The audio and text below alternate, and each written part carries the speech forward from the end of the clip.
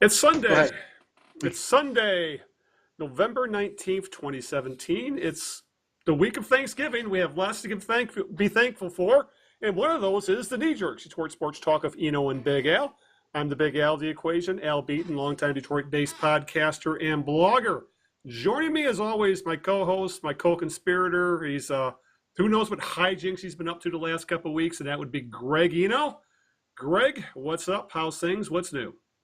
This is episode number 2 of our video chat on the Knee Jerks, and I'm doing just fine. Thank you, Al Beaton. I am Eno. You can catch me on my WordPress blogs, Out of Bounds, and also The Winged Wheeler, and those are both on WordPress. Just Google Eno WordPress or Eno Out of Bounds, Eno Winged Wheeler. You'll see my stuff. The latest was on The Winged Wheeler, actually, this week. I did a hockey piece on Gerard Gallant.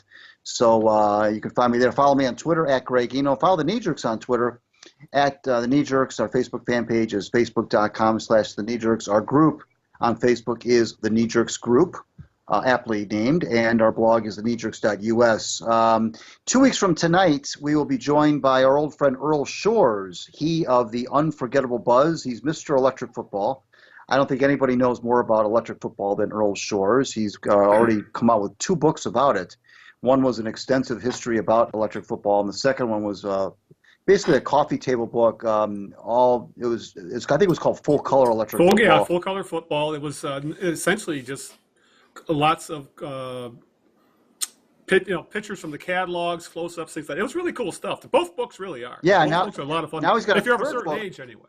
And he's got a third book out, Al, right. Which is all about Christmas wish book catalogs, where he has excerpts of catalogs, I think, from the early 60s or even the late 50s through the early 80s, the old Sears wish books and so forth, where it's not just electric football ads, but ads for everything from old baseball games to different types of football games to the table hockey games. So he's going to be talking about that. It's a great idea for a gift. So that's what Christmas gift. So that's why we thought we'd bring him on December the 3rd. So that's 2 weeks from tonight, December 3rd.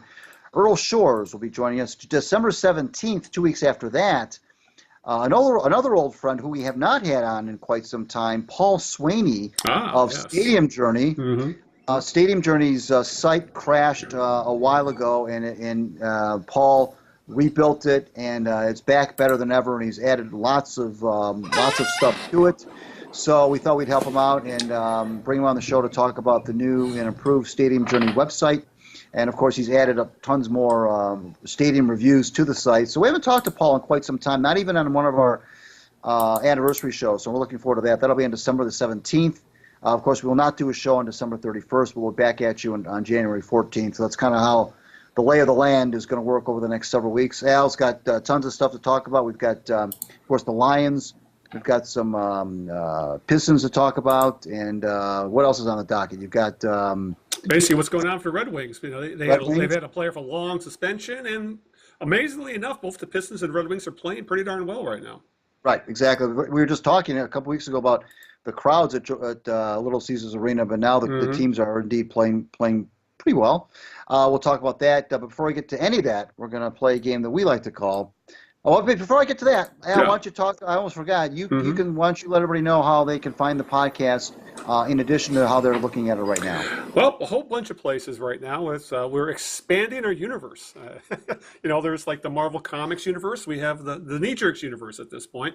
Of course, Blog Talk Radio is the mothership. You can also find us on iTunes, as always. Also on Stitcher Radio, which is a podcast app which can be found in pretty much anything Android or iOS, along with through a web browser. And of course, we're now on YouTube with a video creation of this podcast. That is also a work in progress. All the links will be in the show notes. Essentially, for any of these, just search the Knee Jerks, Eno and Big Al, and you'll be able to find us. And of course, there's RSS feeds for all of these things, links on our social networks. It won't be hard to find. But as always, it begins at Blog Talk Radio, and now it's ending at YouTube. So that's where you can find us. Right, and thanks for that. And like I said, we're trying. This is only the second time we've done video. So if there are any rough spots, like there was last time with my face half cut off, for most of the show. Yeah. That's my fault. We'll hopefully try to repair that, but bear with us as we check this out. We don't know how we're going to handle Earl Shores on December the 3rd, if we're going to bring Earl's voice in and you can hear Earl but see us, or if we're going to try to bring Earl in video. We have no idea. It's always an escapade here with the New Jerks, but that's okay. We're going to get to all the stuff that's on the agenda, but first we're going to play a game that we like to call Whose Birthday Is It, Maestro? Everybody knows how we play this game by now. I give Al a clue or two or three, an individual whose birthday it is today in the world, of course. If Al can correctly guess that person within the first two clues, he will receive a gift certificate for dinner for two at Mr. Steak. Oh, good Lord. I want more Skittle Bowl. You know, just send me another one of those. You know what? Skittle Bowl, interestingly enough, when we have Earl on, Skittle Bowl is one of those ads that's in that book. Really? Awesome. Yes, it is. Yes, it is. This person was born on this date in 1921. He's no longer with us. He made his name in the world of baseball, I will tell you that.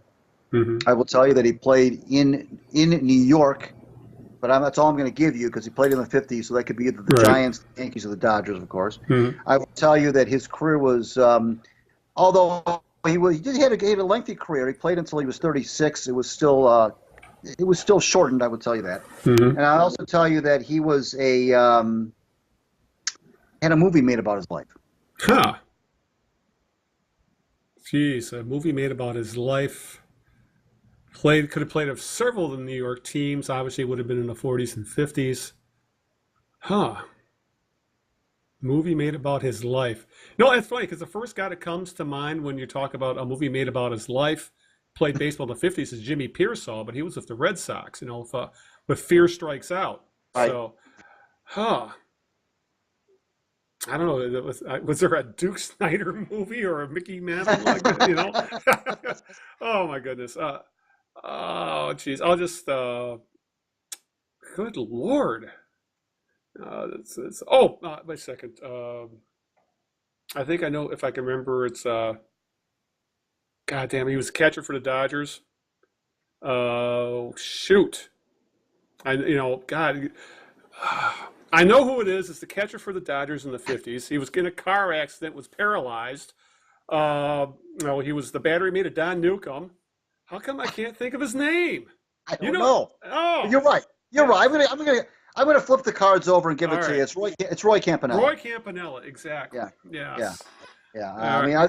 It was obvious. But the name. That's the weird thing. Yeah. Obviously, you knew who he was. Roy Campanella was born in the state in 1921. He died in 1993. And you're right. He did suffer paralysis in a car accident. He was 36 when his career ended in 1958, and never played in. He was never a Los Angeles Dodger because 57 was the last year that the team was in Brooklyn. Right. But he was a Dodger, of course, So you get dinner for two at Mr. Steak. Congratulations. Oh, I'm so happy. Well, let's get on with the show, shall we? Let's start our first topic. Well, might as well start with the Lions, as they will be. That's what everybody's going to be talking about for the next few days. By talking about right now, as they've they remind me of Neo in the Matrix movies and the way they've dodged bullets the last 2 weeks, Greg. I mean, this team looked like they were on the ropes twice against teams that are far under 500. They pulled one out of the fire against the winless Browns last week. Did it again against the 3-7 Bears this week. Both games they fell in 10-0 holes in the first quarter for that matter. But this last Sunday they came to in the fourth quarter. Happened to them again. I think the big difference in this one, Greg, was the difference that one team has an elite kicker, the other one has an average kicker. Lions won when Matt Prater nailed a 52-yard field goal with 1:35 left on the clock. In pretty bad conditions. Chris Spielman was going on and on about the wind that the kickers were battling. Him and Tom Brenneman, they were doing the fast broadcast, and they were saying at the time, Prater's going to have trouble, and he was having trouble hitting him from 47. He comes out from 52, nails it. Bears make a run. They actually are able to set up for a game-tying field goal with 7 or 8 seconds left. but Connor Barth badly missed from 46 yards. It wasn't even close. It was good. Looked like it was 20 feet to the right. Lions win. They're 6-4. Sets up a huge Thanksgiving Day game against the first place Vikings. The Vikings, since they've lost to the Lions, have run off 6 straight wins, including a victory today against the very hot Rams. Right now, the Vikings look like one of the best teams in football and a threat to make it to the Super Bowl. Meanwhile, the Lions, they are 2 games back in the north of the Vikings. They are in second place all by themselves, as the Packers lost today, as well as that team has gone into tanks since losing Aaron Rodgers. So, Greg, here we are. Thanksgiving Day is coming up soon. The Lions are actually going to be playing meaningful games, as really has become the norm under Jim Caldwell, playing meaningful games in November and December. But these last 2 weeks don't give me very much confidence in what this team is going to be able to do against the Vikings, who are playing at an elite level right now, no matter who's a quarterback, be it Case Keenum, Teddy Bridgewater, Sam Bradford. And this is another one of those games where you thought would be an easy win. You know, a road win is a road win in the NFL, but this really was a team that you thought the Lions would be able to handle a little bit easier than they did. But I think the elephant in the room right now after these last 2 weeks is what the hell's happened to the run defense. They cannot stop anybody, and it really cost them today. If I was the Bears, I wouldn't even had Trubinsky throw the damn ball, because the Lions could not do a damn thing with the Vikings running game. 2 weeks in a row, the Lions have given up over 200 yards rushing. I believe Cleveland had averaged over 6 yards a carry last week. This week, the Bears averaged over almost 7.5 yards a carry. Yet the Lions somehow won. So, I'm happy they're 6-4. I am very discouraged, though, at how the defense has played the last 2 weeks. Yeah, well, you can be discouraged, and you can also look at the fact that they got another takeaway that they turned into a touchdown. They got a fumble recovery by Hayden. If you ask me, though, you cannot. It's like, you cannot depend on that happening. No, you can't depend on it. They lead the NFL in non-offensive touchdowns, which is absolutely bizarre. Right, 7 of them this year. Right, you got the 2 punt returns by Agnew, and then you got the 5 defensive touchdowns. That's right. Being run right over by both the Browns and the Bears is not, not the way you draw it up on the chalkboard. Obviously, the Vikings, which is interesting because they're 8-2 with really not an elite quarterback. You don't see that happen too often. You mentioned the 3-headed monster they have over there, but it's disconcerting. They're not generating a lot of pass rush. We talked about this before. It's the front 7 has been that's been the weak spot of the defense. The secondary's fine. The secondary is completely okay, in my book, between Lawson and Slay and Tavon Martin and Glover Quinn. I'm completely okay with the secondary. I have no qualms about them whatsoever. It's like you said, it's the run defense. It's the front 7. And after a relatively good start to his rookie career, Jared Davis has been kind of quiet. Hasn't been quiet. He was invisible today. Yeah, he's not been really. He hasn't done anything egregiously wrong, but at the same time, he hasn't been really a playmaker either. In fact, one of the reasons that everybody was kind of high on Davis was that we thought that he was going to significantly help that run defense from his middle linebacker position. That just has not panned out lately. They're just getting blown off the ball. They're missing tackles, and not often in the NFL, Al, can you give up 200 yards rushing in any game to any opponent and win. And they've done it 2 weeks in a row, and that's good. Like you said, you're happy to be 6-4, but they got to clean that up, because that's not a recipe for success going forward, to have other teams run roughshod over you, because especially and we get into this in December, the colder weather. When the passing game isn't necessarily, because of the weather. Of course, I know they have games indoors left, 3 games in Ford Field, but the games, in Baltimore, down in Tampa, of course, that's going to be nice weather, and also in Cincinnati, right? The weather could be suspect, and the running game is going to be even more important. So, got to clean it up for sure. Yeah, say the very least, clean things up, but. I guess we might as well kind of break it down the way we usually do. We usually like to do the good and the bad of the game. So let's start with the good. I think this is the most impressive stat, even as inconsistent as the Lions have played this year. With this win, the Lions have beat all three division rivals on the road for the first time in franchise history, which is an absolute shocker. I mean, I'm actually wearing my Lions I survived to see the Lions win in Green Bay T-shirt today in honor of this from when they actually won a couple years ago. But I think more than anything, that I mean, that's definitely not same old Lions stuff. They're winning games on the road. They're maybe winning games they shouldn't. But still, when you win 3 games on the road in your division, that's huge. That's monstrous. That helps you when it comes to tiebreakers. Any interdivision win, especially when as muddled as the playoff forecast is looking in the NFC right now. Anything that can help you out in tiebreakers can help you in a big way.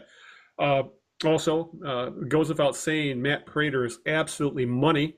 If he isn't an All-Pro kicker this year, there's no justice in this world. This guy has been absolutely clutch since he's joined the Lions, and kicking the ball from he nailed it dead center, 52 yards out in I won't say a monsoon, but in strong breezes and freezing weather in Chicago. And, with a minute and a half to play, that's awesome. I mean, that's the difference in the game right there.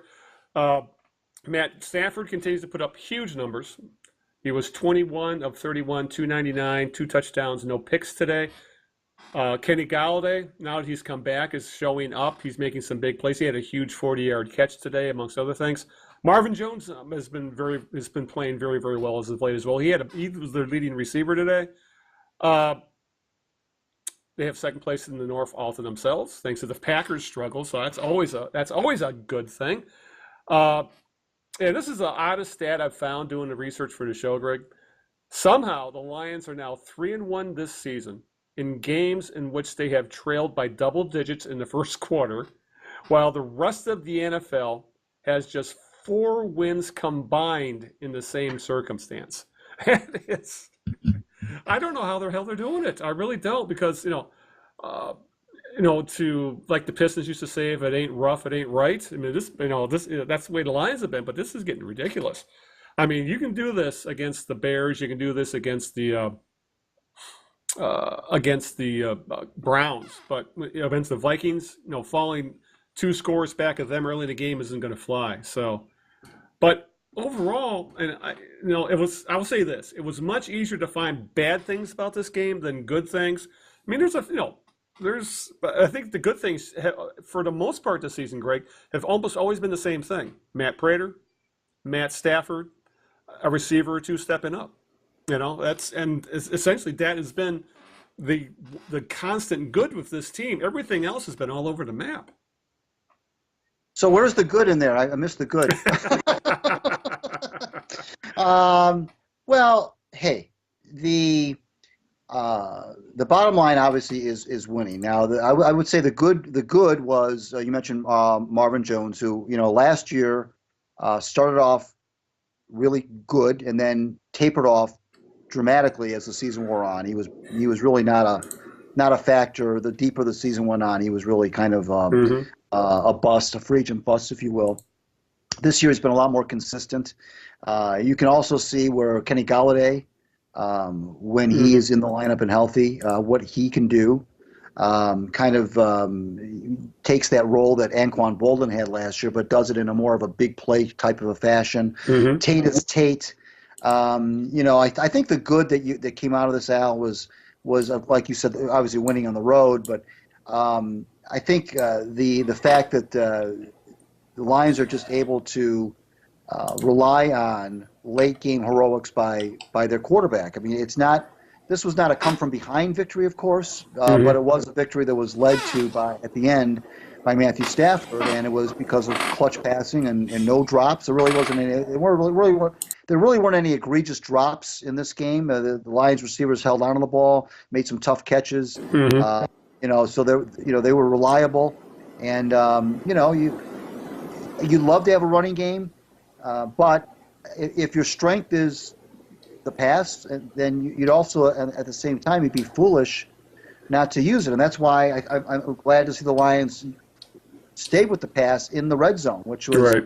their bugaboo against Pittsburgh a few weeks ago on that Sunday night game. They could not, and they got within the 10-yard line. They got run happy for whatever reason, but this time against the Bears, they went with a nice little pass to Abdullah, who was wide open in the end zone. They didn't try anything. They tried a couple of runs, but it was They went more with Riddick. Yeah. Towards the end zone rather than going with Abdullah. Well, or he had or some fumble Zetter. problems. He had some fumble problems. Good point. Yeah. Yeah. But that's a good way to kind of segue into the bad because I guess we got to go with the running game. It's become, I don't know, considering the investment they've made in the offensive line, with draft picks and obviously free agent money, especially this year of what they've spent in free agency with Lang, Wagner, first round pick and Decker, who is back and starting to play better. He got his first taste of gameplay this year last week. But it's disturbing to see how much time and effort and money they put into the offensive line, yet you still have Reddick and Abdullah having to make moves in the backfield, before they even make it to the hole, because for some reason, I don't know if it's a scheme, I don't know if it's talent, I have no idea what. But for whatever reason, the running game, because of I really blame more offensive line than I do running back. Even though running back remains a need, I'm not sold on Riddick and Abdullah as runners. I think they're more third down, change at pace type backs. Regardless of all that, the running game, Greg, has become absolutely ridiculously bad. I think this week they averaged like 2 yards a carry, or he had a little over 60 yards on 20-some carries. Again, you would think the way this team can throw the ball that it would open up the run game somewhat, but then you see Stafford, who's getting beat up. He's been sacked, I believe, over 25 times, something like that this year, and you got to wonder what's going on. Again, I think it all stems down to I don't know what's going on with the offensive line. But there's something up there, and it's affecting both Stafford's health and the run game, because neither one of them are where they should be at this time of the year, let alone there was a couple of huge penalties that killed drives, specifically Lang's on the ultimately game-winning drive after Ebron had caught a pass, I wouldn't say chip shot territory, but if they had kicked, the Lions would have been able to probably run a lot of clock or force the Bears to use all of their timeouts before they had kicked the field goal. It was around the 20-yard line, about a minute and a little under 2 minutes to play. Yet Lang got busted for holding, and that just shot that whole drive to hell and forced Prater to ultimately kick from over 50 yards, which thank God he bailed him out. But I guess we're saying when you go to the bad of the running game, I'm more likely to put the blame on the offensive line than scheme or talent of the running backs. Because right now, there's absolutely nothing there when it comes to the running game. Too many of the other team's defensive backs, Al, are making tackles against Lions runners. With the magic of the DVR, of course, you can go back and forth on these plays like you would, like a coach would in the film room. And I go back on some of these running plays that blow up, and I say, well, how did this happen? And I go back and I look at it again, and the offensive line is just being pushed back. I mean, for whatever reason, the Lions they have a lot more success. Although I use the word success loosely, running the ball between the tackles. It's when they try to go outside and they try these not end arounds, but these sweeps and these pitch outs, and they try to run wide. There's just way too much penetration, and there's just no blowing the defensive linemen back. The linebackers and the defensive backs are they're just gang tackling, and when the Lions run between the tackles, it's a little bit better. I thought Abdullah made a couple of nice moves that were Barry Sanders-esque. Yes, very much so. But for the most part, It's when they try to run wide. I don't know why they fall in love with trying to run these sweeps. They never work.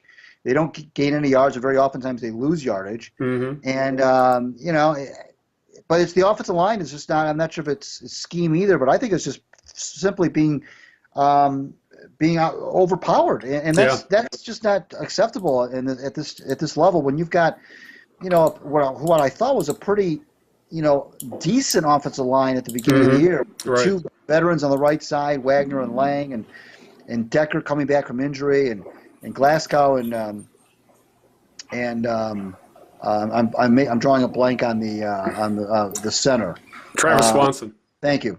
I thought the Lions would have a fairly cohesive unit, and we all were very high on Decker, and they brought in Wagner and Lang, two veteran guys from winning organizations and from teams that had some success running the football, and it just hasn't panned out. I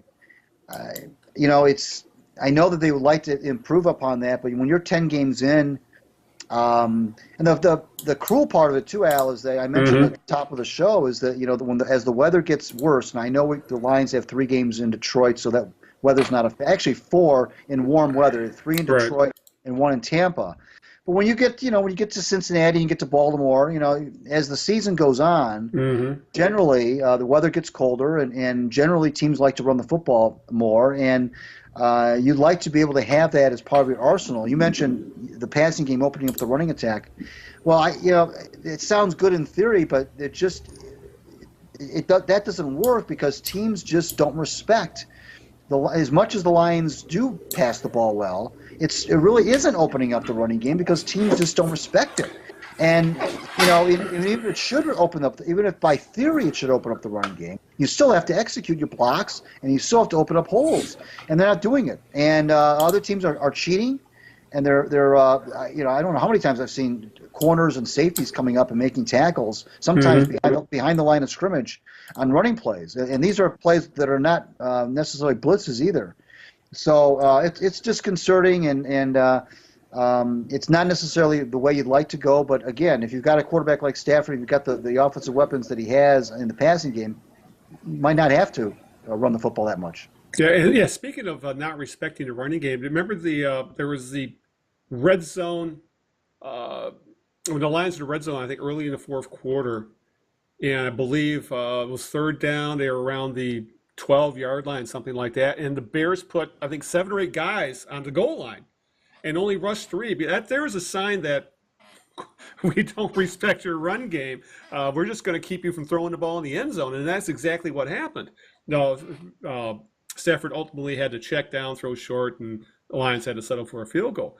But if that isn't a sign that we don't respect half of your game, we're just going to sit way back and keep you from throwing the ball, well, I mean, that pretty much says it all about where they stand right now when it comes to the running game. And I guess we have to go in the other direction as well as to, we touched on it when we started this conversation, is the Lions' front 7 is just brutal against the running game right now. Teams are just chewing them up on chunk plays. I think this is a little bit, something that's playing into this obviously is injuries. They don't have Ziggy Ansah. He's missed the last 2 games because of injury. Even if he's not rushing the passer, which he has not done a very good job of that this year, he's still a helpful defensive end against the run. They're missing Nagata big time, obviously. They're missing Kerry Hyder, who they lost before the season even started. And they're playing guys right now who would more than likely be way down the depth chart, even on the practice squad. And you're seeing things like defensive ends biting big time on misdirection or play fakes. And we saw that a couple times this game where Zettel just bit hard, didn't keep contained on the edge, and that left it wide open for either Trubinsky or one of his backs just to take off around the edge. And that's the sort of stuff that is right there, I think, more than any. I mean, you can get on Terrell Austin all you want, but your players got to play smarter than that.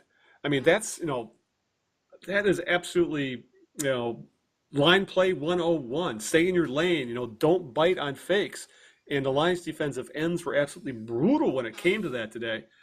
Really, at this point, at least over the last few games, the defensive line has been A'Shawn Robinson and nobody else. Well, yeah, I mean, they've had kind of a mishmash, if you will, on the defensive line, trying to cover for injuries, trying to cover for trying to find a combination, frankly, that's going to work. They've brought in guys during the course of the season. They've uh, they've it hasn't really been a cohesive unit for any length of Right. time. Mm-hmm. It's not helping. Yeah. You mentioned Nada, you mentioned Hyder. Hyder. But, okay, and Ansa has had another suspect season. He didn't even play today. He's had a suspect season. Um, um, so that's contributing to it. But ultimately, if you're going to be a team that's going to do anything in the playoffs during the course of a 16-game season, you have to have depth and you have to have that next man up mentality. And Mm-hmm. just because a couple of guys go down, doesn't mean that the whole thing's got to fall apart. They just don't have the playmakers. As much as we both like Zettel, on the pass rush, we just don't have there just isn't the playmakers, Al, to really blow up plays. Yeah. And they are best when they're gang tackling. They actually were doing pretty good against the run up until that Browns game, Right. and stay against the Bears. And so I think maybe the injuries are catching up to them. Maybe other teams are seeing something on film that they're exploiting. It'd be interesting to see what the Vikings do on Thursday. Yeah. But there just isn't a lot of there just aren't on the front seven. There just are not a lot of playmakers, and that's ultimately going to over the course of a season is going to bite you in the where. The Lions have been fortunate to overcome that the last couple of weeks, but you're not going to give up 200 yards rushing a game in the NFL and win a lot of football games. Right, exactly. Like I said, they've been dodging bullets big time. A couple other things I probably want to add about the bad of this game is this is also the second straight week where a mobile quarterback has really been able to make some big plays with their legs. That Trubisky, when he ran for 19 yards on 4th and 13 with under a minute to play. Oh my God! I was thinking, if they lose this game because of that play, there is going to be hell to pay from this fan base. Thankfully, the field goal is missed, but we saw last week with Kaiser with the Browns as well, who had a rookie. He had a career game, against the Lions. Then we saw it again. Trubisky didn't put up great stats, but he was effective for stretches. And like I said, the only I guess playing into it with the defensive line is the only sack they got was when Trubisky panicked a little bit and actually ran into it, rather than it was something the Lions did. But again, this again goes to the defensive line that these mobile quarterbacks have been able to get out of the pocket and cause damage, because guys not staying in their lanes or guys not being able to put on pressure. And I guess the other thing that really bothered me about this game is well, as good as Stafford is playing, he's playing really damn well, is that he put the ball on the ground again. He's got, I believe, 6 fumbles this year. Ball security has, for some reason, become an issue with him. And this was just one of those, I think, where one of today, I think he was trying to do too much. Zenner was in pass pro. He got kind of pushed into him. And rather than just eating the ball, looked like he was trying to make a move. The ball got knocked out, and then ultimately set up a score for the Bears. So Stafford, as well as he's playing, for some reason, that bugaboo of fumbles has cropped up. He's got 6 fumbles. I think that's his high for a season, and we still got although more than half a season to play right now. So that's something he really needs to work on. But I guess that's the disappointing thing about these last couple wins, Greg. That there's so much bad to take from them, but they won, which I guess you could take that 2 different ways. Either they're lucky, or they're doing what good teams do and they're winning even when they're not playing their best. I'd like to believe that it's number 2, but my years of Lions fandom still has me leaning towards, well, they're pretty darn lucky. Well, you know how we've talked many, many times about how NFL games are lost more than they're won. Right. And let's go back to the Browns game a couple weeks ago. The Browns showed on several occasions why they came into that game 0-8. They had that disastrous the goal line, yes, where they call play it calling and let the clock run out at the end of the and a first half. half. Yeah. Right. Then they had a tight end who was stripped of the football by Nevin Lawson, who not only stripped it, but then picked it up and ran it in for a touchdown. Yeah, after Those are the Lawson kinds was of- beat for a 20-yard catch. Right. Yeah. So those are the kinds of things that losing teams do to help you out. And we saw it today with Trubinsky's fumble that went for a touchdown. With that, and also at the end of the game, the badly missed field goal by Connor Barth. Yeah. These are things that good football teams or teams that win football games execute, and teams that don't win football games don't execute. And it was a case in point. You hate to say, well, the game came down between two kickers, but who got the job done and who didn't? Yeah. And Matt Prater's kick that he made was about 6 yards longer than the kick that Connor Barth missed badly missed. Yeah. Chris Spielman pointed out, great snap, great hold, no issues, and he just it was just a bad hit. And these are the kinds of things, though, that teams that are 3-7, like the Bears are, that's what happens to them. They get a great drive-saving scramble by Trubisky to get them in field goal position. Yeah. And, well, first of all, they get the tying touchdown with about 5 minutes to go. Right. And then, but then they can't stop Matthew Stafford. Of course, a lot of teams can't anyway. Right. But they can't. On the ensuing possession, the defense can't get off the field. Which, although they had a couple of, they played well as the drive went on, but they still couldn't get the essential stop that would have given the ball back on a punt. So they gave up the game go-ahead field goal.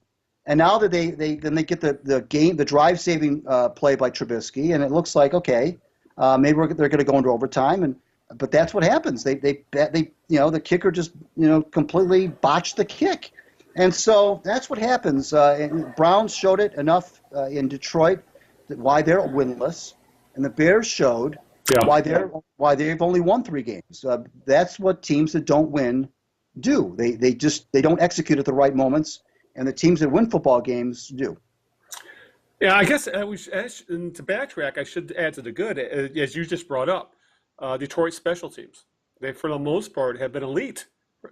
Between Prater, they got Sam Martin back, who's one of the best punters in the league. Like we saw him today, where a Lions drive stalled out around the 40-yard line of Chicago, and Martin buried him at the 3-yard line of a coffin corner punt. Obviously, Jamal Agnew is, even though he has some ball possession issues at times, because he's still new at this when it comes to the return game, but he's always a threat to do something in the return game.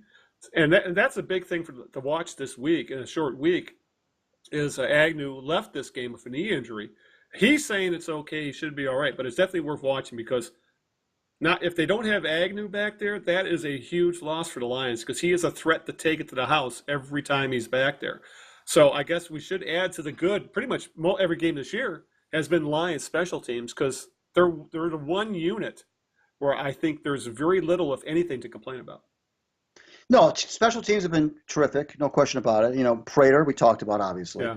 Martin, he's back. Ever since he came back from his injury, he's been dropping punts like he used to. He's been doing his thing. Agnew, we talked about Agnew. We've been talking about him all season.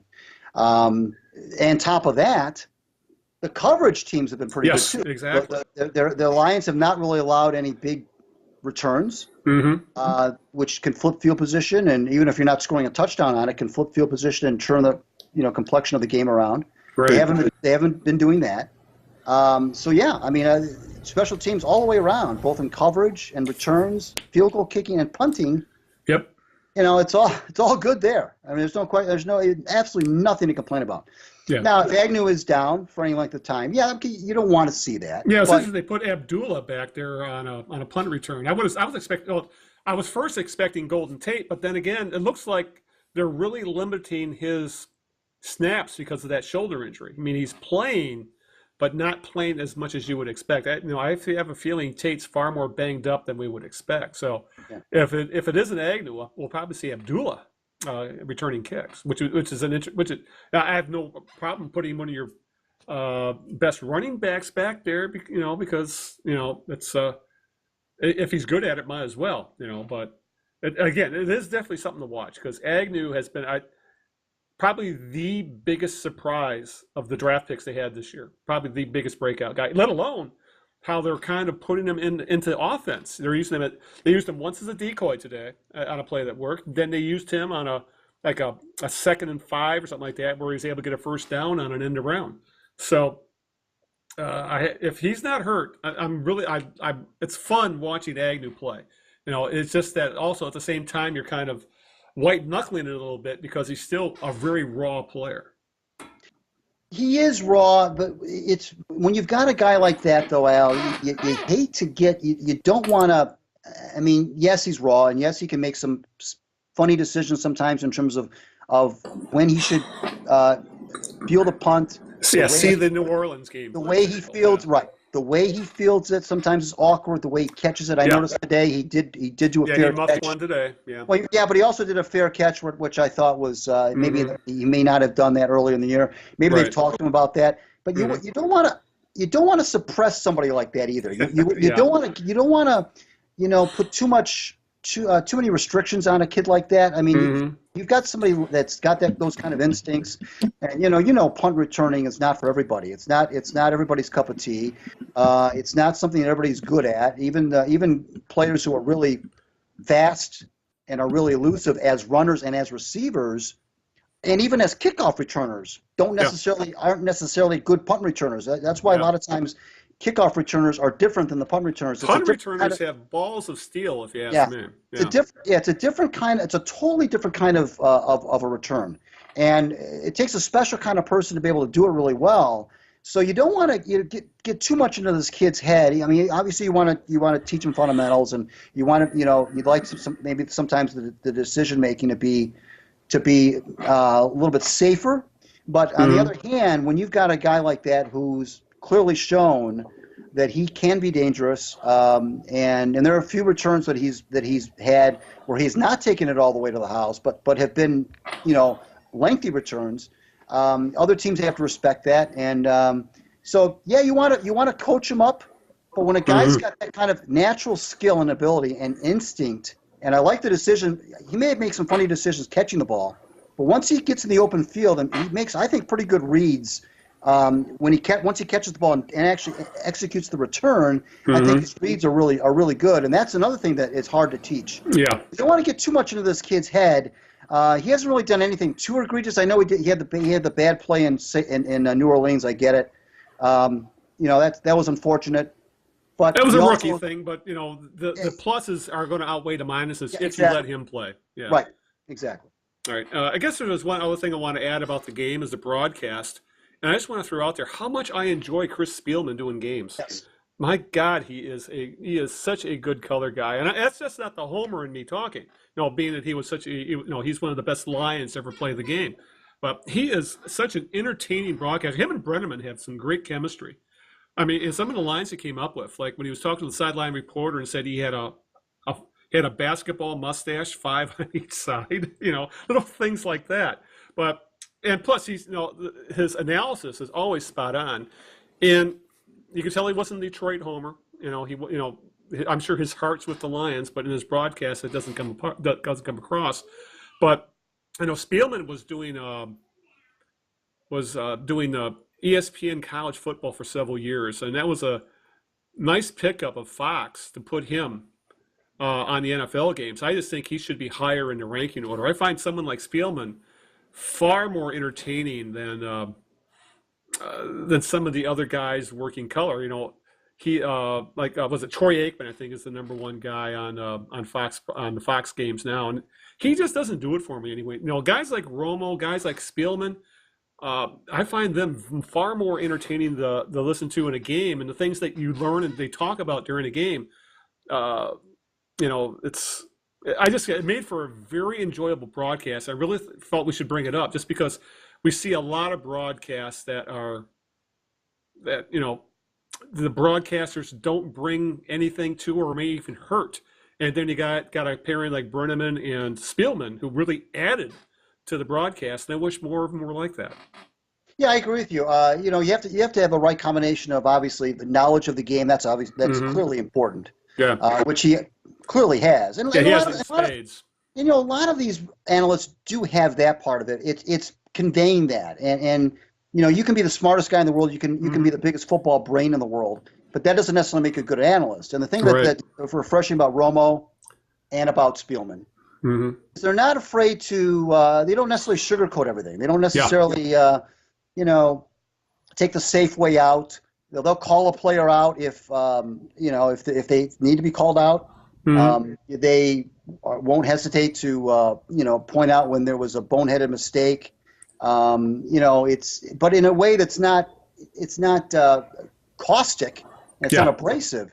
It's just honest, and I think that's refreshing, and it's entertaining, and when the person who's doing that knows so much about the game, Spielman, of course, being a middle linebacker, and the thing I like about when guys who play the game seem to know a lot about the other side of the football. Romo seems to point out some really good things about the defense. Spielman tends to point out some really good things about the offense. He made a really astute. He pointed out something about Trubisky. One of Trubisky's passes where Trubisky's feet weren't right. Right. And how Trubisky didn't have the real proper. Wasn't able to step into the pass. His feet were parallel to each other, and that's something you wouldn't necessarily think that a middle linebacker would point out. You'd think that maybe a former quarterback would point out, of course, but you wouldn't think that's necessarily a linebacker would point out. And so that's what I like about that too, is that when guys are able to talk about the other side of the football from where they played, that to me tells me that they really have a good grasp on the game of football.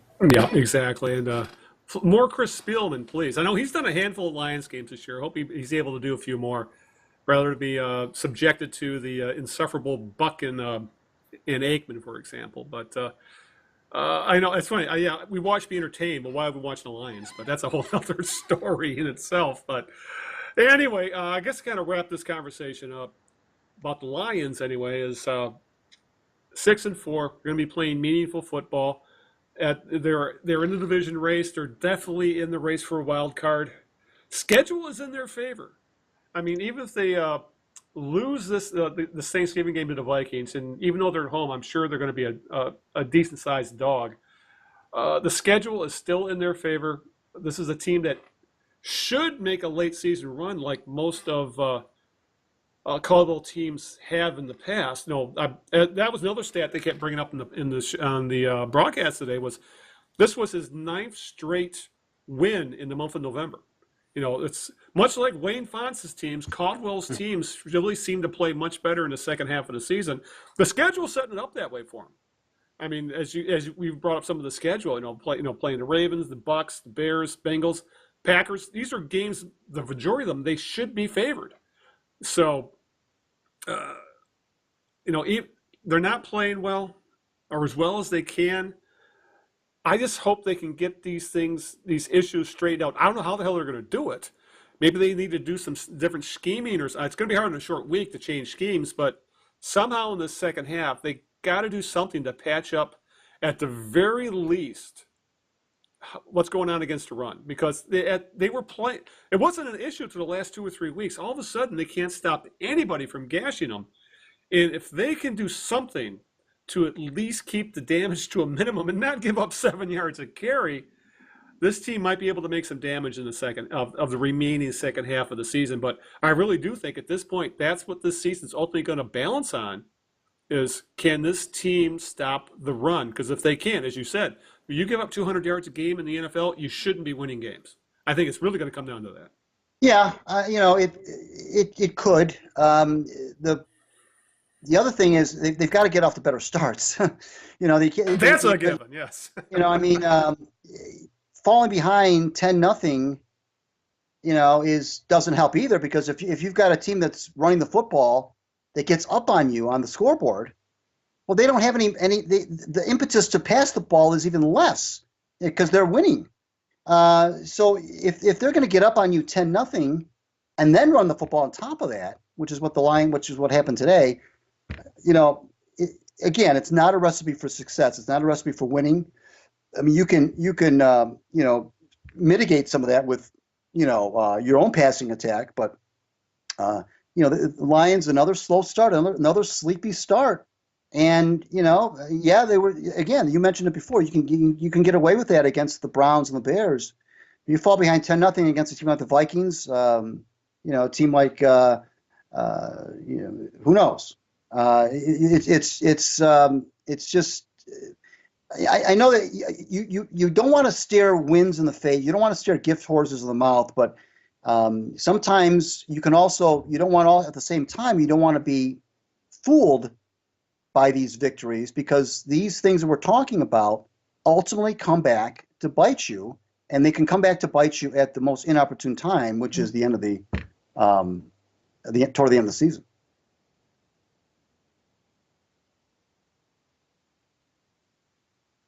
I think you're on mute, Al. I can't hear you. Yes, I am. That's you could hear my squeaky chair, but no. For after several years of this team, well, we don't need to rehash the Matt Millen era again, or long part stretches of the Mayhew era. But regardless, they're playing games that mean something late in the year. I just hope it means a playoff win this year because it's been way too long. We've won in our lifetime, Greg, but. This is a team I think has playoff talent if they can, like if they can fix those two things. It's just a matter, can they? We'll learn more Thanksgiving. Who knows? They might come up like gangbusters against the Vikings. It wouldn't be the first time where they've looked like world beaters on Thanksgiving. So, regardless, I think it's time to move on because I'm tired of talking about Lions. We need to talk about the Wings, Greg, because they had a busy week. Specifically, they're playing pretty darn well. When we last talked, they were really struggling. They ended up losing 6 in a row. They have bounced back. They're being led by the kids, specifically Larkin, Mantha and Athanasiou. They have taken a possible 13, I believe, of 18 points over the last 9 games. They're losing right now, I believe. They're if they haven't lost it already, I got the game on in the background, to Colorado. I think that game is a final. Yeah. Oh, they lost in overtime, so at least they got a point out of it.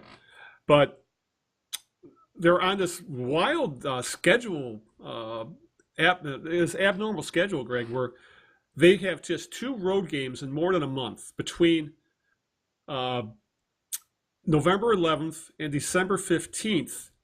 They have just 2 road games out of 15 total. So right now they've I believe they've taken 4 points out of a possible 8 or something like that in the stretch so far.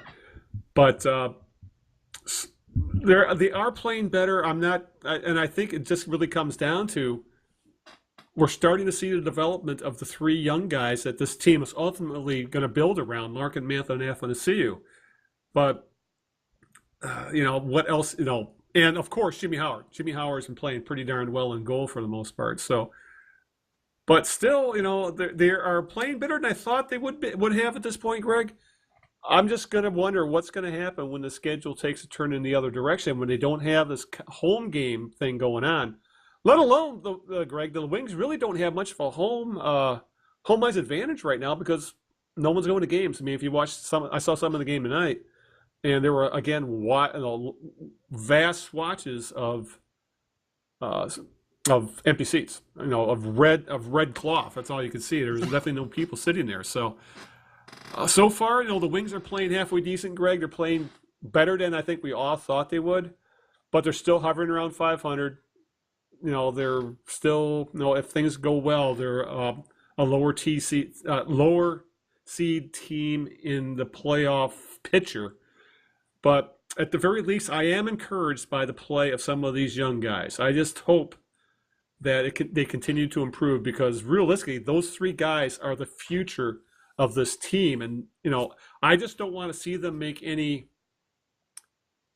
especially, if we find the Wings, Greg, hovering at the bottom of the playoff picture, I do not want to see this team sell out some of the future to have a 1 round and done playoff round, make the playoffs and get knocked out right away and cost them draft picks or young players or something like that. I think that's the biggest thing this team really needs to avoid. We're starting to see some advancement from the young players. I'm just scared that if they're in that hovering at the lower playoff seeding, is that they're going to make moves that they're going to regret a few years down the line. That's my one fear. Well, yeah, certainly don't want that to happen. Mantha, the thing that I think excites people about Mantha is, his size, the way he's got hands for a big man. He mucked it up obviously last week against Calgary in that big brawl-filled third period. People like that. It's that whole Brendan Shanahan kind of a power forward kind of a thing going on that he has. And don't forget, this is a kid that 2 years ago, Al, Jimmy Devellano publicly castigated. I mean, really. Yeah. We went on about it, about how they're going to screw this kid up. I wasn't sure what Jimmy was thinking about, really, frankly, when he was doing that. And I said, well, either he's sly like a fox, or that was a silly move, because if you're going to say that about a kid, that that it's going to make the rest, it's not going to make it easy for you to try to move him if you want to make a trade or something. But he's coming to his own. I mean, there's no question about it. He's got 10. I'm not sure if he scored tonight, but he came into tonight with 10 goals. He's played very well. You mentioned Larkin, who's not getting a lot of goals, but getting a lot of points. And then, of course, Athanasiou, who missed a good part of the first part of the season because of his contract issues and so forth. He's getting back into shape, and I mean, those are the guys. I mean, there's no question about it. I mean, it's no longer about the Nyquists so much and about the Tatars so much. It's about those three. I mean, those are the three forwards that are going to be, we presume, in Detroit for a long period of time, and those are the three that are going to have to take up the mantle. Right. The Zetterbergs of the world, and obviously Dotsuk's been gone now for a little bit, but I mean, that's it. So those are the kids that you're going to have to rely on. You have to build around. And the other thing that's been really a pleasant surprise is Jimmy Howard's play. I mean, he's played very well, even in the games that they've lost. He started 16 out of the first 21 games for the Red Wings, so he's clearly the one guy. He's going to be 34 years old early next year. And he's signed through not this season, but the season after that, and then he can be an unrestricted free agent. But his play has been very good. His save percentage is over 93. He's played very well. Yeah. And he seems healthy. Of course, we've said that before, and something seems to always crop up with him. But so far, so good on the health department. So if you can stop the puck, they still don't. They still don't have.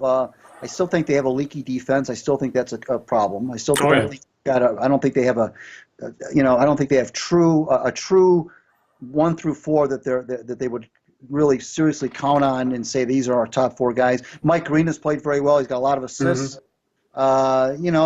It's they're hanging in there. I mean, and if indeed what happens later in the year materializes, and they make a silly. I don't think. Well, first of all, I don't think they would ever deal anybody. Those 3 guys are untouchable.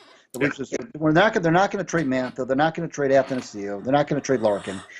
You'd run Kenny Holland out of town if they did something like that. They might do it anyway, but yeah. Well, would they trade somebody else though that's younger? Maybe. So I hear you on that regard. I wouldn't worry about them trading one of these 3 that we're talking. I'd be shocked. I just don't want to see this team take on any more contracts. No, I just don't. I just think that would be the worst. You've moved into a new arena. Let these kids be the face of Little Caesars Arena for a while. I mean, let them be the face of the new. Because moving into a new arena, rebuilding on the fly, all kind of goes together hand in hand. Let these kids be the face of that and build around them. Yeah. And, if it means you miss the playoffs again, or if it means you get drummed down the first round because you didn't make any moves, well, so be it. One thing that the Wings have done, I think, this year, Al, is they've won some hockey games with maybe last year they would have lost. And they're getting more contribution from more players this year offensively than they did at this time last year. So there are some things to be encouraged about. But I'm with you. I don't want to get carried away. You're probably right that if they were to be in the playoff mix, it would probably be as a 6th, 7th, or 8th seed. Right. And they probably would go down in the first round. But again, it's not about now. It's about 2-3 years down the line, and it's about turning Little Caesars Arena into a playoff hotbed down the line. It's not about anything more than that right now, but at least they're not. This is a team, Al, that a lot of hockey people picked to finish last in the division, even behind the Sabres. Yeah. So by that regard, they're definitely holding their own. Yeah, and looking at tonight's scoring, Larkin had an assist, and Athanasiou had, I believe, Athanasiou and Athanasiou scored. So there you go. And but just before we get all wonder how this team is going to do, they blew a 3-1 lead in the third period. So again, that leads to that leaky defense. This team just has issues with. It's going to take them a while to fix, and it's going to take a few drafts for them to fix that defense. But the big news this week from the Wings, other than their decent play, their okay play, is Luke Witkowski put on a show Wednesday night in their 8-2 win against Calgary. In the third period, Witkowski earned a game misconduct after a fight with Brek Kulak. It wasn't really a fight. It was more of a pummeling, as Witkowski just hammered him to the ice. And then as Witkowski was being sent down the runway back to the dressing rooms, because it was game misconduct. He was out of the game. It was late in the third period.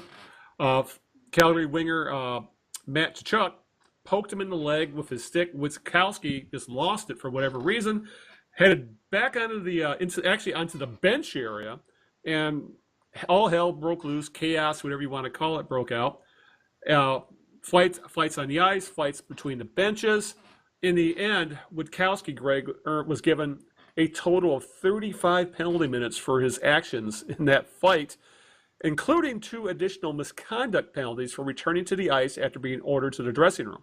He now leads the Red Wings in penalty minutes with 35 from that one incident. But the result was a 10-game suspension, which Witkowski says he will not appeal because, well, he knows it's not going to get reduced because it was obvious what happened. He did what you're expressly told not to do. Once you've been ejected from the game, coming back out, they're going to nail you to the wall. Let alone, he is like this. He's a 21st century goon for the most part.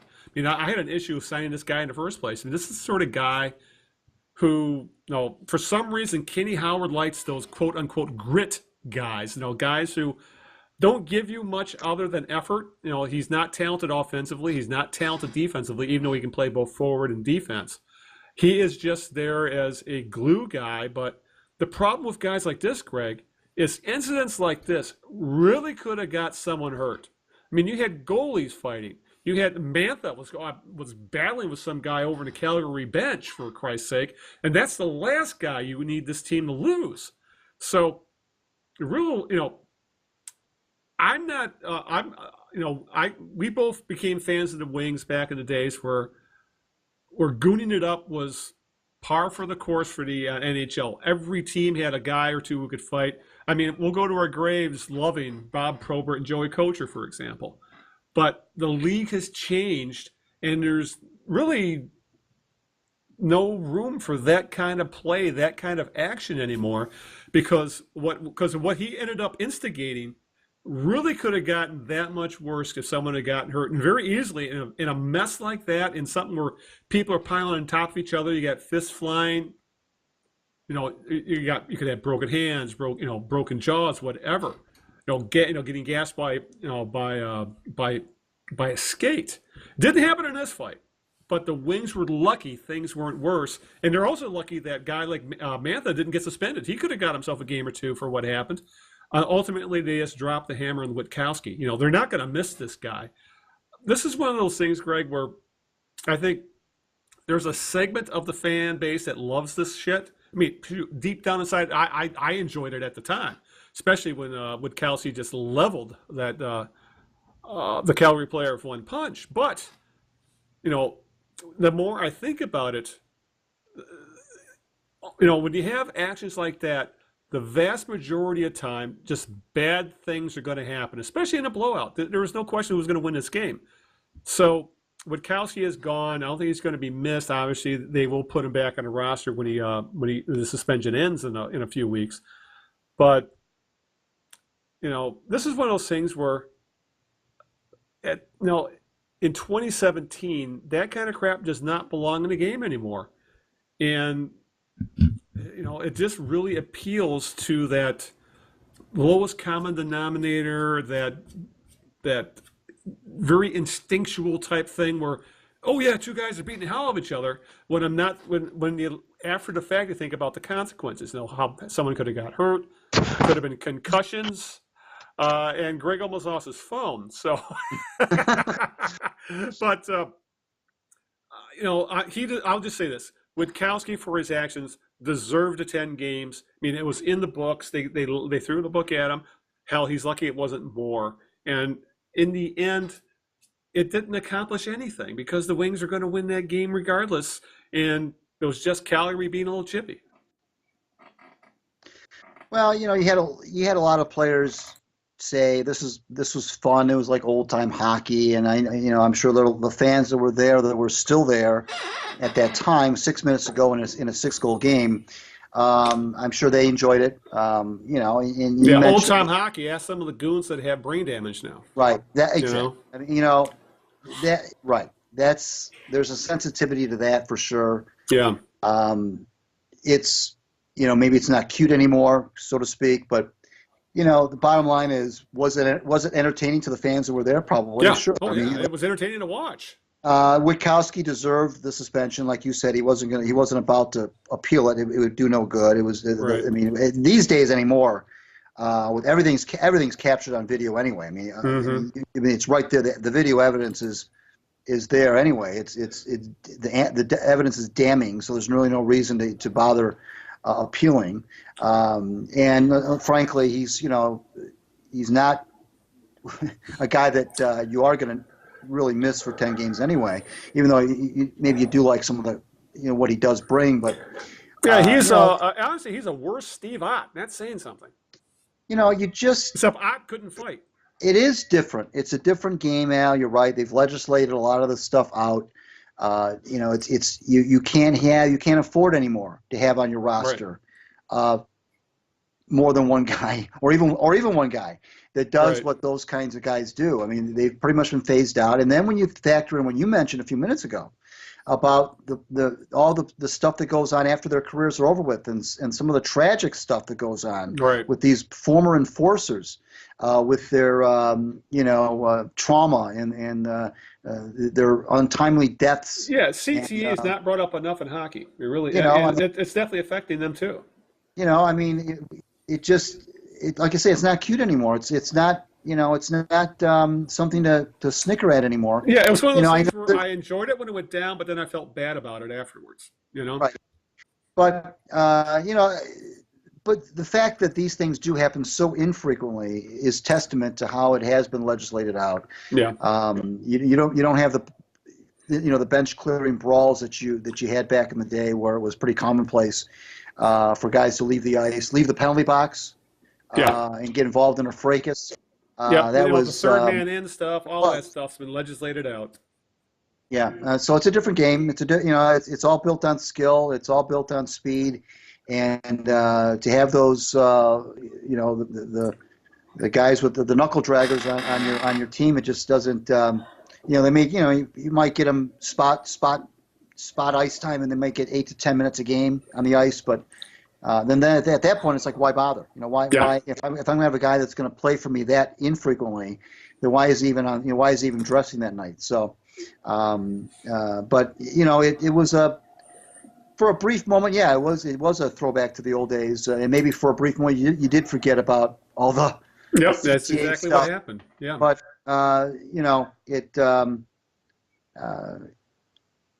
it just doesn't. It doesn't have its place anymore, and it's just kind of it's extinct in a way. Yeah. And you just have to get used to it. And I don't miss it as much as I thought I would. I mean, I still like an occasional fight like the other guy, but I don't miss the what we saw against Calgary. I don't miss that kind of stuff. I really don't. Yeah, exactly. It's of a different era. It was fun to have lived through, but it's not worth the cost anymore. Be it in what's happening to players and I'm not going to go on any further about it. It's just that it was an ugly situation that he got what he deserved. So All right, let's start hitting the home stretch of this podcast, Greg, and let's touch a little bit on the Pistons, who are playing right now as well. They have been playing well, but I think they've hit their first real stretch of adversity, I guess is the best word for it. They had a marvelous homestand between our podcast here. They went 5-0 on the homestand, raised their record to 10-3, gave them the second best record in the East. But now they're on the road. The schedule is starting to toughen up, and they've lost 2 straight. They're in a dogfight with let's see who they with Minnesota tonight. I believe it's they're in the fourth quarter. It's 92-90 as we are talking right now. Minnesota's up. They're on Detroit's playing in Minnesota right now. But the second loss of the 2 they lost was the worst. They blew a 22-point lead in the second half to the Pacers.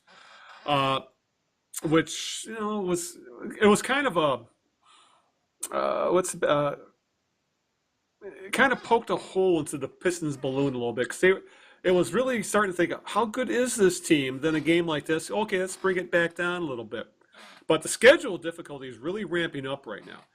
They're on a current stretch of 9 games of 11 on the road.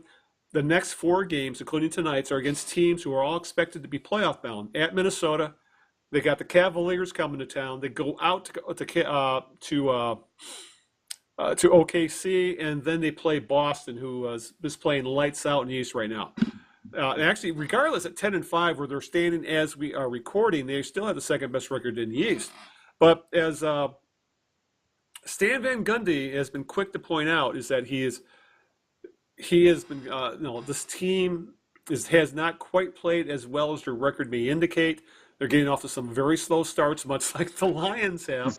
And the starting 5 has had some issues in getting games started. And the bench, to Van Gundy's credit, he has built a very deep team. This team goes 10 deep at least of guys that he's confident throwing out on the floor.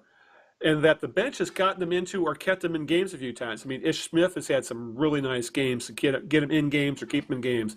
Luke Kennard is looking like a keeper, with as a 3-point ace. As we said before, Anthony Tolliver, he has been one of those pieces this team really needed. But this is going to be one of those games. It's going to be one of those stretches, Greg, where they built up some goodwill with the fan base.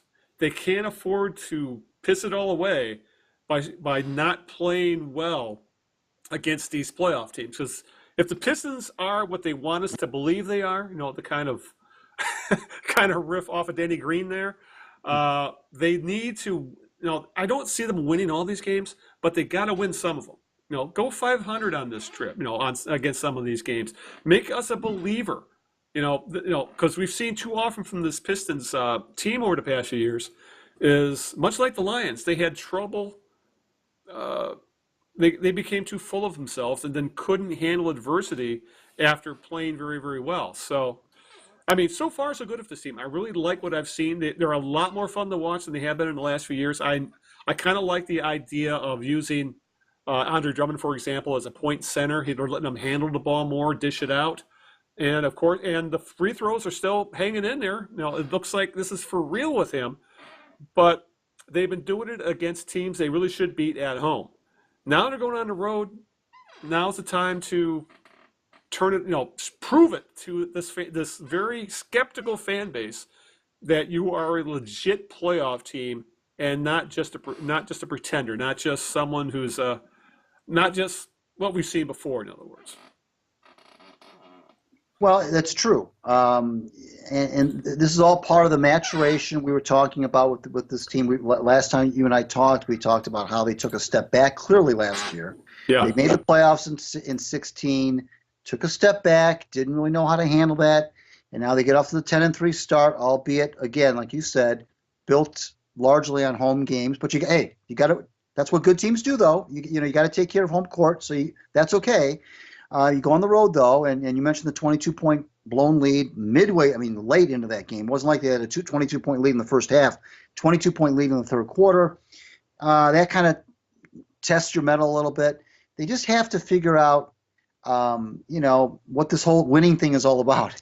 And Stan is, like you said, is worried about, his team reading the press clippings, if you will, about how good they are, and how there was after the 10-3 start especially, there was a little bit of a buzz in the NBA, among the NBA circles, the experts, the pundits, raising their eyebrows about the Pistons, how good are they, and so forth, and that just comes with it. That's just going to come with it. As you taste more success, you're going to be talked about more, and then teams are going to come at you a little bit harder if you're considered an upper echelon team in the conference. It's all part of it, and you have to be able to take that, and you have to be able to withstand it, and you have to be able to beat back some of these teams on the road. You have to be able to go into Minnesota and fight them off like the Pistons are trying to do right now, and you come out with a victory. You have to do that on occasion. You're going to have to, you can't go 12-29 on the road, and consider yourself an upper echelon team. You got to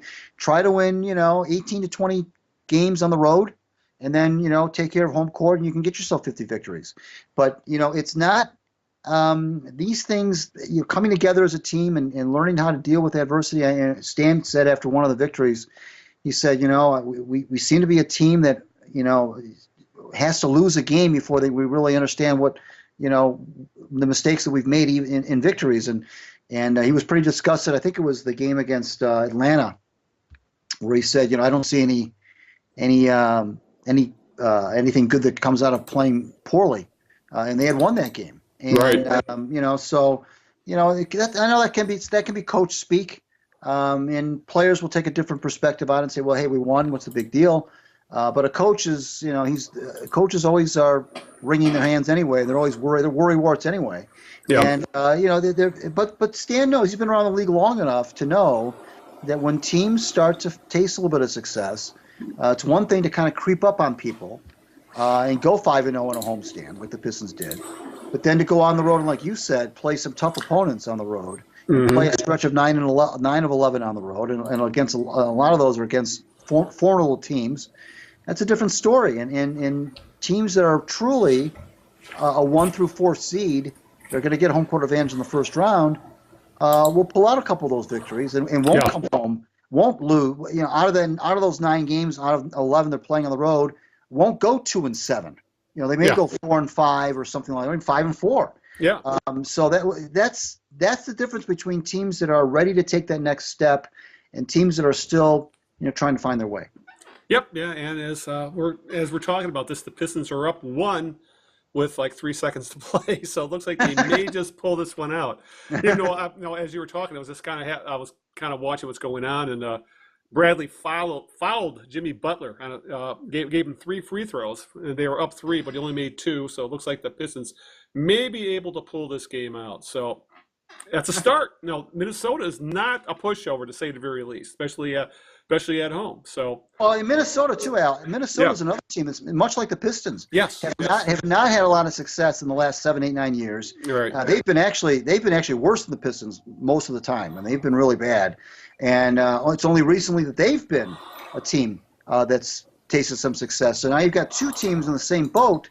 Minnesota. It's not like when Flip Saunders was coaching Minnesota, when the T-Wolves were constantly winning 50 games with Kevin Garnett et al. This is a different, they haven't been that kind of team in a decade. So it would be a big win on the road, but it's not like they're beating a team that has had a lot of success themselves. They're still trying to find their way too. Yeah, say the very least. So the Pistons did win. Yes, good. It's again, they're taking our advice. I hate to put it that way, but it's compared to what we've seen last year. They're fun. They're fun to watch. I like what Van Gundy's done. And I just like Van Gundy as a coach. I like Van Gundy as just a guy, period. He's not afraid to speak his mind. In that, he speaks out on social issues. He's much like Greg Popovich and Steve Kerr. They're like the main 3 guys in the NBA that do not hold their tongue when they see something they feel is unjust or not right. They speak their mind. In today's environment, with a lot of people yelling "stick to sports," these guys stick to their guns. And I can argue with some of the decisions Van Gundy's made as a general manager, but I like having him running the Pistons. He just seems to be. He's a professional, yet he's also very smart, very literate, very well spoken, and he's just. It's just like Mitch Albom had a long article about Van Gundy today and said, don't expect him to change how he feels about speaking up about what's going on in today's world. And there's a lot of people that don't like what he has to say, but he's got the guts to say it, and he's bringing up things that need to be talked about. I mean, I think Van Gundy's great, and I think his vision of what he thinks this team is ultimately going to be is finally starting to take shape, and hopefully that's what we're seeing this year with this team. Actually, now what they're 11-5. Well, you don't know. We talk a lot about the the way the Pistons are structured with having one voice. The president is also the coach, and Right. it really hasn't been the way that it's been done in the NBA, and maybe for good reason, frankly. But what we really haven't talked about as much is whether or not Stan knew fully what this was going to entail. I mean, he had never, he obviously you've been in the league a long, he's been in the league a long time, but always as just a coach. Right. And even though he's seen, different structures, different models to work. Well, he lost a power struggle in Orlando and did not want that to happen again.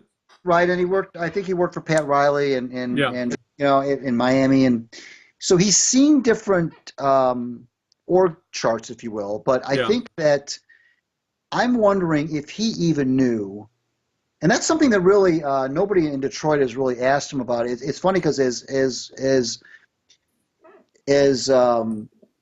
much as he does not hold back and as forthcoming as he is, and you're right about that, nobody's really cornered him and said, Stan, what have you thought about this whole president and coach thing? Yeah. What you've done it now. This is your fourth year. Yeah. Doing it. What do you think? Nobody's really, had an in-depth. He'll talk about politics, like you said. He'll talk about everything all day, but nobody's ever really asked him, what do you think about this being a coach and a president thing? What do you think about it? And it's fair now. This is the fourth year. I think he's done it long enough to have some sort of an opinion about it. Yeah. Nobody's really asked him about it to know if he would tell you, well, it's tougher than I thought, or it's about what I thought, or I wish I had done some things differently. I look back, I don't know what he would tell you. Maybe he'd tell you that everything's going along just the way he thought it was going to go. I don't know, but nobody's really ever asked him what he thinks about this setup. Now, I'm sure he would never necessarily also tell you that he would be willing to give up one of the two jobs, but he might. I mean, he might be the kind of guy that would just one day, maybe not during the course of the season, but maybe in an off season, may say, I'm going to step back from coaching, or I'm going to step back from being the president and stick to coaching, and I'm going to let whatever. I don't know what. He's the kind of guy that strikes me as somebody that if he's going to, feel like he can't do both jobs, he won't do both jobs. I mean, now I could be totally wrong about that, but again, nobody's really asked him about it. It's different, of course, when you're the president during the course of the season than when you're the president in the off season. But you've got to coach these guys that you acquired, and you got to coach these guys that you signed. And I wonder, how much of that, he wishes that he would change, but not that it would matter because it's what's done is done. But I'd be interested to get his take, because there aren't too many teams in the NBA that are set up the way the Pistons are. Yeah, exactly. It's I'm sure there's been moments where he probably thought he bit off more than he could chew. I really do. But it looks like it's starting to pay off. And as we saw again, they had now looks like a team that should make the playoffs this year on the road. Let's hope they keep it up, and hopefully Van Gundy continues to keep being Van Gundy, just keep being SVG, because say what you will about him as a coach and GM, as a person, I don't think you can do much better behind the bench right now. All right. One more thing real quick. I mean, it's one thing. It's great to go into the Clippers, and it's great to go into the Warriors buildings and win. That's great. That's terrific. But a win like they got tonight in Minnesota, when you've lost two in a row, when things might have been crumbling a little bit, you blew the 22-point lead in Indiana the other night. Yep. Those are the victories that are really the meat and potatoes of any really good NBA season. I mean, anybody can walk into any arena on any given night and pull an upset. I mean, I'm not trying to take away anything from what they did against Golden State because that's terrific. But in their first year, they went into San Antonio and won too. I mean, you can pull off those victories on occasion, but these kind of wins like they got tonight against Minnesota, when it looked like maybe things might be getting off the tracks a little bit. Right. You pull it out, and you kind of it changes the complexion of the road trip. Instead of 0-3, now you're 1-2. It changes the complexion of the road trip. It gives you one more feather in the cap that says, okay, we've proven we can win home games. We've proven we can go into Golden State and gut out a victory. But these kind of victories, Al, these are the kind that really, if they don't go your way, can pile up, and they can turn into a 1-6 road trip or a 2-5 road trip. But you pick off a couple of these games, it just changes the whole complexion of your season, and then obviously it's a confidence booster as well. Yeah, exactly. And I guess it's worth pointing out, Andre Drummond, 4-5 from the line tonight. And also 4 assists, 16 boards, 20 points, shot 8 of 15 from the field. If this is the new Andre Drummond, I'm liking it, to say the least. So, all right. I think it's time to wrap up the show because it's been 90 minutes of fun, but everything's got to come to an end. Otherwise, it wouldn't end. So, time for it to end. Who is your jerk of the week? Well, Al, I'm going to go with I don't know if you know who Graham Couch is. Yes, from the Lansing State Journal. Yes, yes. He, they always say that in sports they say that sometimes the best trades you make are the ones you don't make. Yeah. And sometimes I think the best tweets you make are the ones that you don't make. Yeah. And Couch, who's been known to say some insensitive things and kind of go off, he was the guy who was bitching about kids having Martin Luther King Day off, and they should be going to school to learn about Martin Luther King or whatever. Well, when after Brandon Peters was hurt in the Michigan game on Saturday, Couch tweeted, "If he's okay, there's a good joke about having his head examined and not finding anything." Yeah, it's okay. Well, first of all, this is a 20-year-old kid or whatever how old Brandon Peters is. I don't know. It's come out. He was knocked unconscious on that play. I don't know where all of a sudden we were just talking a little while ago about NHL. It's not cute anymore. Right. I don't know why a kid going down with a head injury is funny and why you're going to make jokes about it. Secondly, he tried to defend it, of course, by saying, well, that's an old Dizzy Dean joke. Well, first of all, Mr. Couch, that wasn't a Dizzy Dean joke. Get your history correct. That was a headline after Dizzy Dean got beamed with a double play ball. He was a base runner he was against Detroit in the 34 World Series. He was going to second base, got beamed in the skull. Of course, no helmets back then, by a ball that was trying to complete a double play. Went down like a house of cards. It was a headline that said, or a newspaper account that said, X-rays of Dean's head showed nothing. It wasn't a joke. Yeah. It was just a poor, funny, granted a funny choice of words by a newspaper or by a reporter. It wasn't designed to be a joke. That's the first ironic thing about this. It wasn't a Dizzy Dean joke. It was a humorous headline about Dizzy Dean. That's the first thing. Secondly, that was 83 years ago. How many people know about that? Thirdly, again, it's a 20-year-old kid. I'm sure his parents' heart leaped to their throat when they saw him go down like that. And then once they realized what was going on, it's not funny. And then he tried again. He doubled down on it by saying people are too sensitive. We're too politically correct. I don't think it's being politically correct to say that a head injury isn't funny. Yeah. I don't think that's being politically correct. I think that's just being, prudent and smart. So my jerk of the week is Graham Couch. Yeah, it's Couch is always he's a hack, pure and simple. I mean, there's a reason why he's been writing he's essentially a Spartans homer for the Lansing State Journal. He's blatant. It's blatant about when it comes to that kind of thing. So especially when you factor that history into it as well. A Spartan homer saying that about a Wolverines player, it even looks worse. Right. So I'm completely with you there. The more someone calls out that this guy from the Lansing State Journal, it needs to be called out because this is not the first time he's made an ass of himself on Twitter or in a column. Unfortunately, the way the journalism is going these days, it won't be the last either. So nice call on that one. I'm going to go with kind of something was said on Twitter as well, but I'm going with the commander-in-chief. Actually, there's a lot of blame to go around because I'm sure everybody knows what's happened to the three UCLA basketball players who were in China, got busted for shoplifting. And if anybody has seen the movie Midnight Express, you know you don't break laws in other countries because their legal systems are completely different compared to ours. And for all you know, you can end up locked up for decades, on trumped up charges or real charges or whatever. Well, regardless, one of them was LiAngelo Ball, son of noted loudmouth LeVar Ball, who spends most of his time, yelling and trying to make news and promote his sons and his brand, Big Baller. Well, I remember he had said he had hoped that the president would help out in the situation and get these kids home.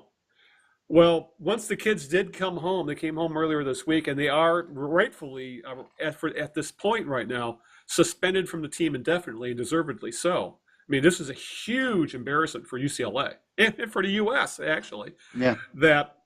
But they said after the fact, specifically, I believe LeVar Ball said the president didn't do anything. Well, then the president, who is supposed to be presidential, tweeted today, now that the three basketball players are out of China and saved from years in jail, LeVar Ball, the father of LiAngelo, is unaccepting of what I did for his son, and that shoplifting is no big deal. I should have left them rot in jail. I should have left them in jail. So essentially, what the president of the United States said is that U.S. citizens should have rot in jail. That's what he is saying. And could you picture any other president, whether you agreed with their politics or not, say something like that in public? Hell no. And could you picture what hell would have broke loose if Barack Obama had tweeted something like that? My God, they had to. I'm not going to make any lynching jokes, but we could go there. So my jerk of the week, first off, is for the UCLA basketball players for doing something asininely stupid overseas, in a totalitarian country, and for that matter, President Donald Trump for essentially saying, well, I should let those guys rot in jail because he's a narcissist, he's a blowhard, and he just wants attention. And we've gone over this before, but oh God, it just drives me nuts that this guy is running this country and saying stuff like this in public because it is so non-presidential. It's not even funny at this point. So those are my jerks of the week. You'll never hear me argue with you on something like that for sure. I want to remind everybody, 2 weeks from tonight, we'll be joined by Earl Shores, our good friend. Oh boy. Who's pumping his new book, yet another book. This is not so much about just electric football proper, but about Christmas catalog wish lists. And he's if you're of a certain age, oh my God, we'd all go through the catalog and make our lists and circle everything and. Oh my goodness! Yeah. It's a compendium. The Sears Wish book and the J.C. Penney catalog. Oh my goodness! It's a compendium of all those ads that we all grew up with, and he's got them, I think, from the late 50s to the early 80s. So it's 25 years of worth of photographs, some of which are in color, of course, and of all sorts of different types of games that we all wished for when we were kids. So Earl's going to be talking about that on December 3rd. December 17th, like I said before at the top of the show, Paul Sweeney of Stadium Journey. If you don't know who Paul is or you don't know what Stadium Journey is, it's a website devoted to the review and promotion of various stadiums throughout the country. From professional to the lowest minor league levels. Exactly.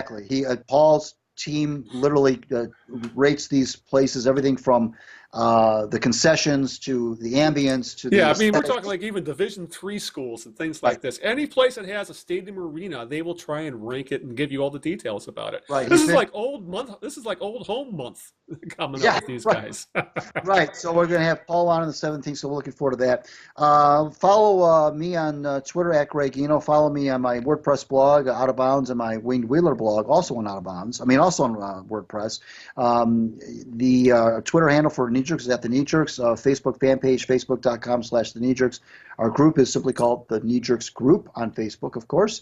And I want to thank my lovely wife, Sharon, and thank you, Big Al, for making Sunday nights so gosh darn fun. Yeah, so thank you again, Greg, for taking time in your busy schedule. And we're still trying to get the bugs out of his video.